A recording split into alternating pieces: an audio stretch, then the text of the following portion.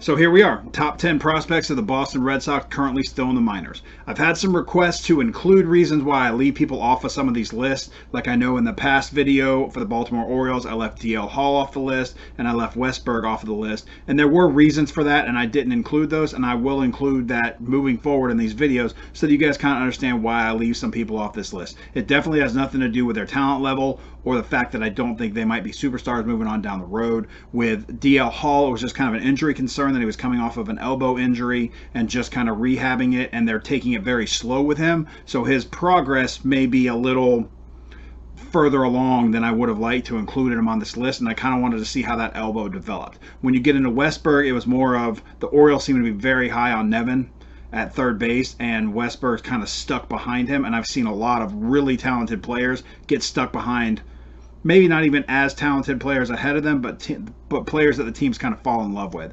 So I'll try to include that moving forward on these videos, some players that didn't quite make the list that I felt should have or felt had the talent level to do that, but there were reasons behind it. So I'll do that moving forward. We're going to kick it off with two of those players right now that I have left off the list, and I'm going to give you the reasons why I did. They're going to be short reasons, and then we're getting right into our list. The first is going to be Jeter Downs, and I left him off this list because offensively he's never really impressed me, and he definitely struggled in his 20-cent Graham Stephan iced cup of coffee in the bigs so far this year. I think he only played like 14 games.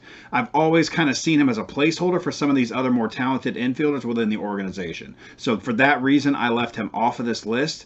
It's not that I don't think he's talented, I just don't think he's as talented those other guys, and he has struggled in the higher levels when he's got called up, granted only in a short sample size. Now, the second guy may shock some of you people because I always speak very highly of this player, and I was surprised that I did not put him in the top 10 list, and it really has nothing to do, again, with what I think his talent level is going to be moving forward. I just think as he's moving up through the organization, he's starting to hit some of the speed bumps that players often get to when they move up from low A to high A to double A to triple A and on. That player is going to be Nick York, and I left him off this list because, like I said, he has hit a few speed bumps this season, moving up a little bit. Not anything concerning, and he has had a few turf toe issues that landed him on the IL for a little bit.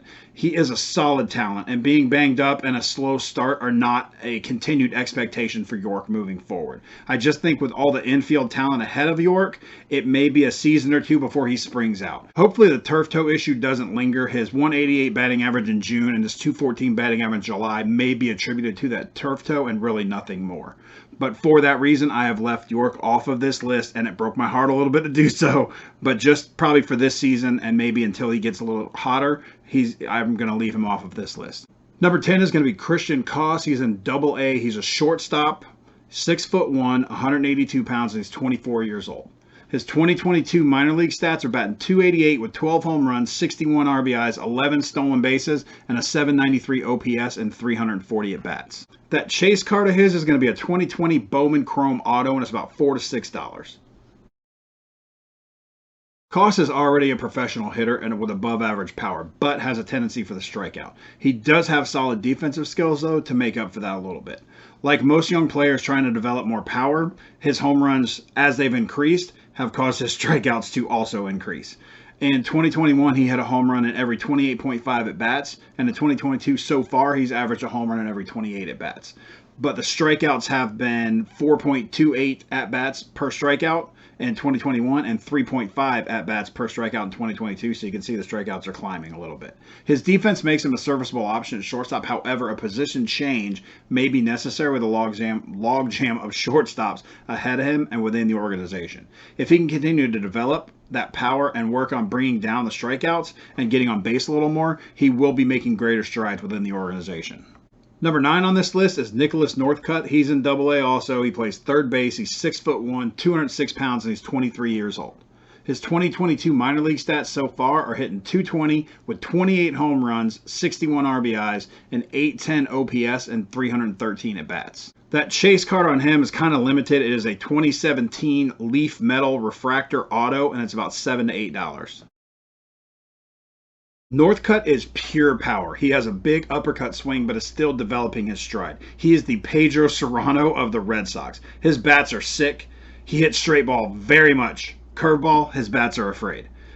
Neither Jobu nor Jesus seem to be able to help him hit the secondary pitches, but his power on that fastball is undeniable. His defense leaves a lot to desire, so his future may be more as a DH. But with his power, he would definitely be capable of Joey Gallo type numbers, more when he was in Texas than in New York. Like a lot of power hitters, though, he does strike out at a very high rate. If he can continue to put up those giant power numbers, hitting 17 home runs in 2021 and so far hitting 28 home runs in 2022, then he will find a spot on a major league roster. Also, his speed is nothing to concern yourself with either, as he hasn't stolen a base in over 2 seasons and he may never steal one again. All right, so we get to our first pitcher on the list. It is Chris Murphy. He's in AAA. He's a starting pitcher. He's 6'1", 175 pounds, and he's 24 years old. His 2022 minor league stats are 104 innings pitched. He's 6-6 with a 3.12 ERA, a 1.10 WHIP, and 110 strikeouts. That chase card on him, and I'm getting better at not calling them rookies, but that chase card of him is a 2019 Bowman Chrome Refractor. He doesn't have an auto, so it's $4 to $5.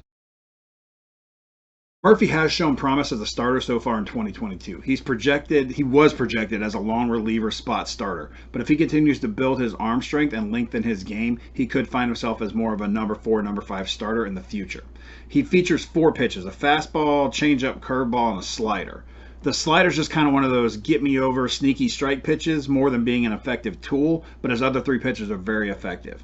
I would call them above average. He tops out at about 95, 96 on the fastball, but he does have a tendency to cut off his delivery a little bit in later innings and lose a bit of control. He had a hot start in April and May, but has struggled in his last 2 starts, going 4 1/3 innings and giving up 8 earned runs because he's still finding his way in AAA.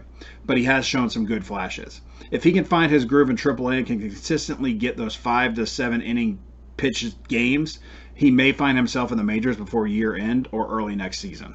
So I get it. Before my comment section blows up, I'm going to have to justify a little bit in here why I don't have this person at number 1, as most people do, but I have him at number 7. It is Triston Casas. He's in AAA. He's a first baseman. He's 6'4". He's 252, and he's 22 years old. His 2022 stats are hitting 256 with 9 home runs, 28 RBIs, an 836 OPS, and 180 at-bats. That chase card on him is going to be a 2018 Bowman Chrome Draft Auto, and it runs about $95 to $105.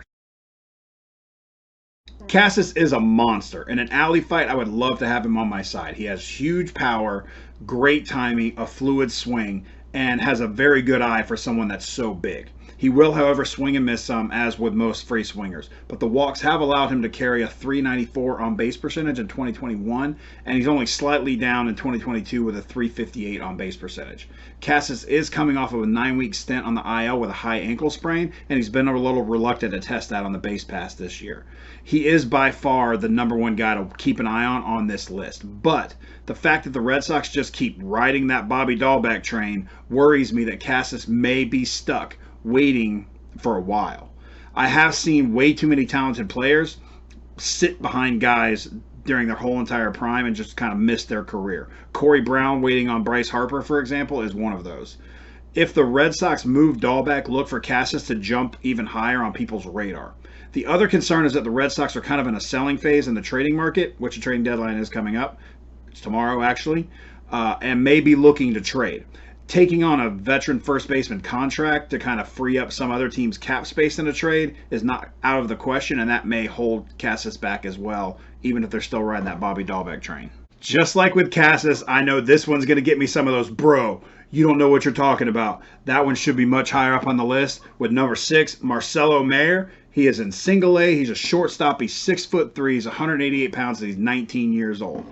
His 2022 minor league stats, hitting 281 with 8 home runs, 37 RBIs, 14 stolen bases, and an 880 OPS and 235 at-bats. That chase card on him is going to be a 2021 Bowman Chrome Draft Auto, and it's about $230 to $250. Mayer is a tall shortstop. Not quite O'Neal Cruz tall, but he is 6'3". He has the type of frame that can add a lot more muscle, and he's only 19 years old. So once he gets into the weight room and starts hitting those weights and packing on, that power should increase. He has average plus speed, and his defense is very formidable and will keep him in any lineup, even if his bats were to struggle. With his fluid swing and good eye, though, I don't see him having any trouble with the bat. He was considered the #1 player coming out of the 2021 draft, even though he was drafted a little later than that. I think he went 4th. And he has above average tools and has a great future. The concern, as with a lot of teams, there are a lot of talented shortstops or even middle infielders in this organization, and a position change may be in order for the future, especially if he were to pack on a little more muscle.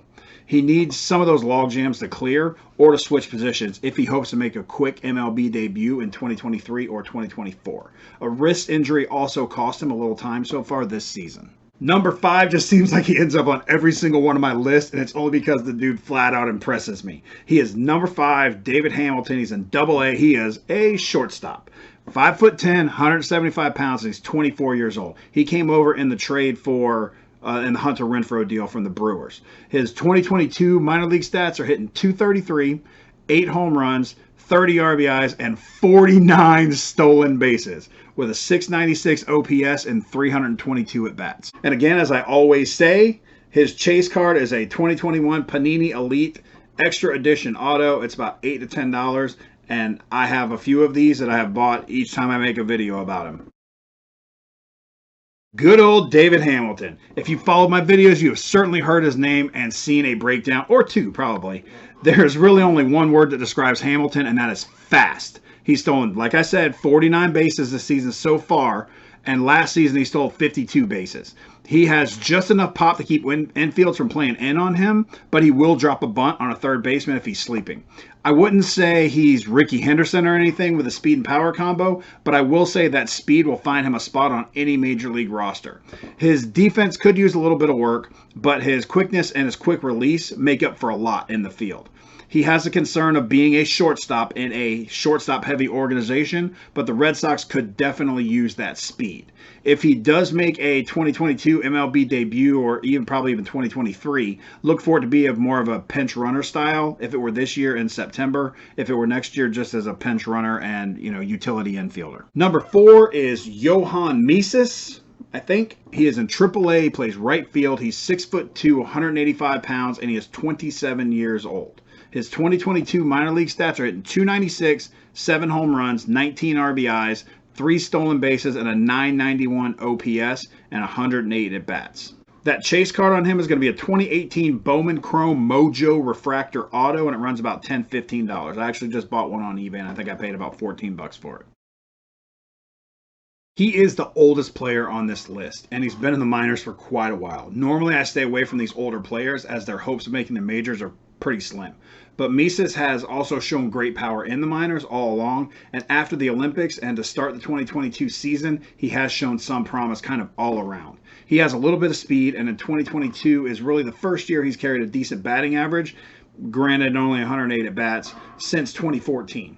I don't know if something has finally clicked for Mieses, and I keep saying Mieses, and I'm hoping that's what it is, but I am hoping so. He has cut down on the strikeouts in recent years, and this season he's bumped up those walks a little bit, so it has brought his on-base percentage to a very nice .417. I want to keep an eye on him and see if he can stay hot and get the call. The outfield is a position for the Red Sox that have had a few struggles, definitely with keeping players healthy in the bigs. So it may give Mieses a chance to slide up to the majors. Number 3 is going to be the next and final pitcher on this list. It is going to be Brandon Walter. He is in Triple-A. He's a starting pitcher. He's 6'2", 200 pounds, and he's 25 years old.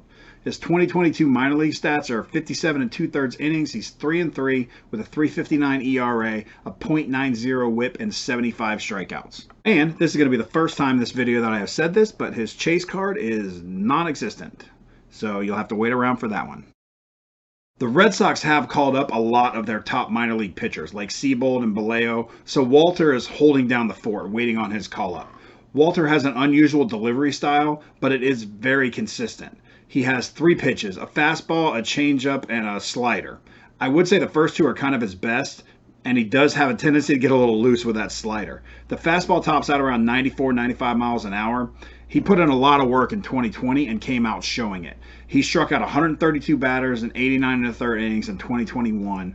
The Red Sox are always looking for starting pitching, and Walter should be the next in line for that, looking for a September call-up. And if he can develop, maybe a little more consistency with that slider, he could find a spot as a back-end starter for years to come. He did show a little promise in the bullpen as well in single A, with a 1.45 ERA in 13 games pitched in 2021. Majority of those were out of the bullpen. I think one of them was a start. So if the Red Sox did need some year-end bullpen help, they may look his way also for that. Number 2 is going to be Niko Kavadas. He is in high A. He's a first baseman. He's 6'1", 235 pounds, and he's 23 years old. His 2022 minor league stats are 300 batting average, 24 home runs, 72 RBIs, 1 stolen base, and a 1.112 OPS with 270 at bats. That chase card on him is going to be a 2022 Bowman Chrome Auto, and right now it runs about $35 to $40.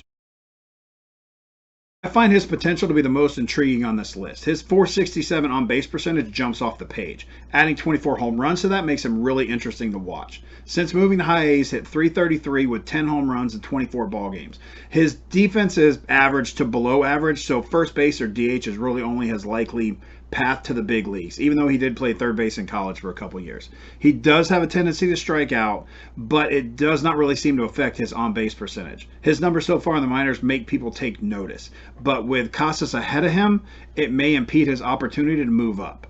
I would love to see a Red Sox lineup with Casas and Kavadas splitting DH and first base duties. However, I think Kavadas' ability to get on base will make him a far better player for collecting in the future, even if Casas is a giant compared to most. If Dahlbeck doesn't start showing a little more, it may open up an opportunity for the two waiting in the wings. Also, if the Red Sox were to move some of those guys at DH like Martinez and a couple other people during the trade deadline, that may also free up an opportunity for at least one of the two. Number 1 on the list is going to be a name that we're all kind of familiar with if we watch my videos. It is Ceddanne Rafaela. He is in Double A. He is a third baseman. He's 5'8", 152 pounds, and he's 21 years old.